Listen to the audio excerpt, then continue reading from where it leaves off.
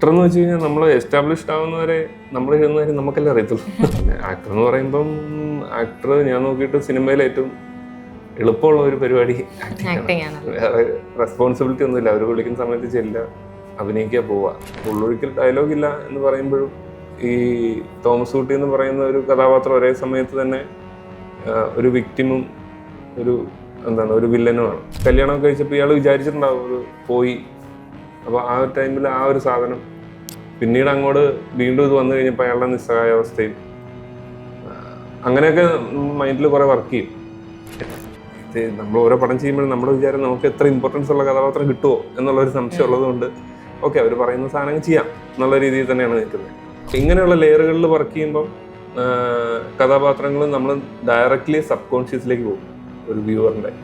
അപ്പം അയാൾ കാണുന്നതിലുപരി അയാളുടെ ഉള്ളിൽ വേറെന്തോ ഒരു സാധനം ഉണ്ടാവും എന്നുള്ളതാണ് ഒരു വെപ്പ്. അപ്പോൾ അതുകൊണ്ടാണ് പല കഥാപാത്രങ്ങളും ഇപ്പം നമുക്ക് പലരും ചെയ്യുമ്പോൾ ഇതിൻ്റെ ലെയറുകളായിട്ട് ഈ ലെയറുകൾ നമുക്ക് വിസിബിൾ ആയിരിക്കണമെന്നില്ല.